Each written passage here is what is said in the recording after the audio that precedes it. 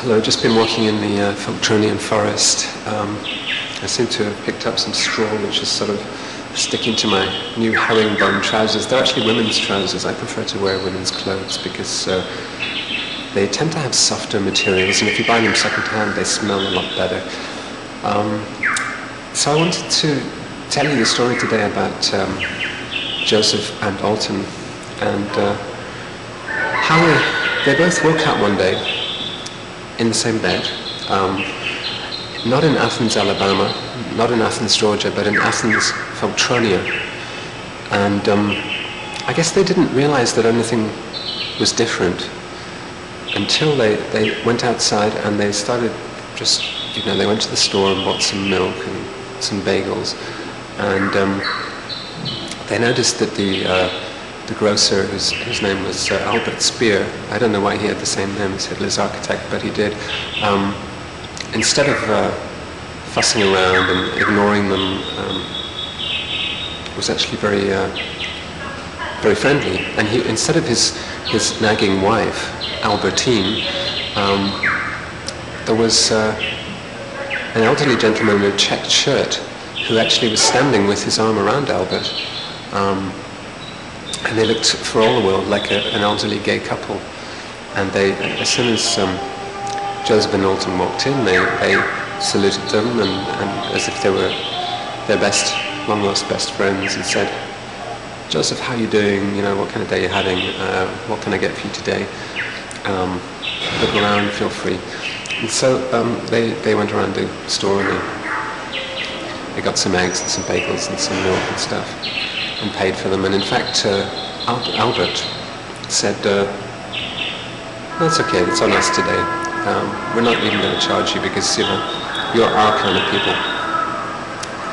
So this was very surprising. And the next thing was that when they got home, the mailman was just there at their door.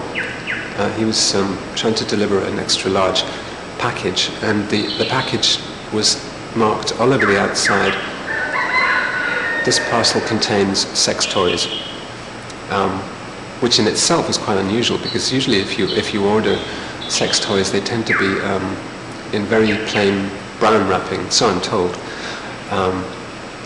But in this case, it was all over the outside, and the mailman said, "Hey, Joseph, right? You're Joseph from the apartment?" And he said the number of the apartment.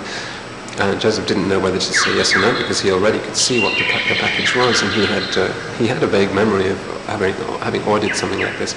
And he said to the mailman, "I might be, or I could take it up for him if I'm not, But the mailman just laughed as if that was a joke and said, "I have exactly the same toys as this, and I've used the same company, and they're very good, aren't they? And you'll find out when you open this that these are actually some of the best sex toys you can buy." And so he had Joseph sign for them, and he walked away whistling. The mailman was whistling, seemed very happy.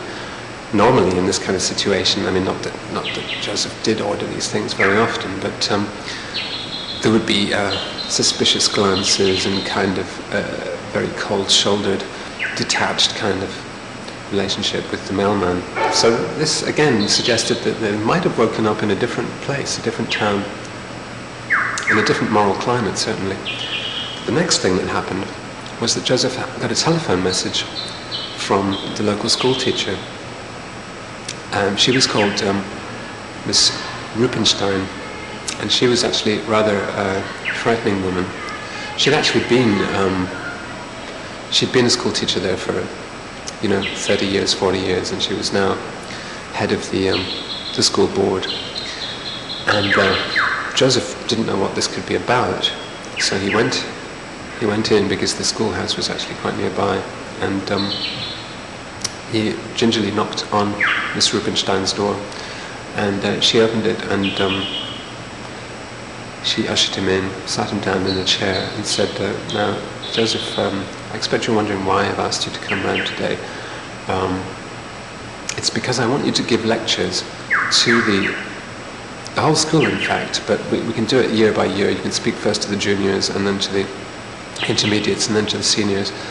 And I want you to educate them about really homosexual issues and consciousness raising, and also interracial relationships, because I know that you and Alton have a very successful interracial relationship and have been in it for some time, and I think you're a shining example for this community of how these things can be a great success. And Joseph was completely astonished. He couldn't believe that he was being asked, but he accepted very readily, and especially because she next told him that $10,000 of the school's very tight resources had been freed up to pay him for these lectures, and that if they were successfully received, the local radio station also wanted to broadcast them. So this was turning into quite a good day, as you can imagine, for Joseph. Next thing, he went out onto the street, almost sort of levitating with satisfaction about these unforeseen and very pleasant events. And he was passing the town record store, where usually they had sort of Johnny Cash records in the window, and if you were very lucky, Garth Brooks. There he saw this amazing display for Fisher Spooner. Fisher Spooner, a band who weren't even released on a US label, and yet somehow they had a major display. And what's more, it said in the display, Fisher Spooner will be appearing here in person at 3 p.m. So come down and get an autograph, hear their new song, which is called Cupid.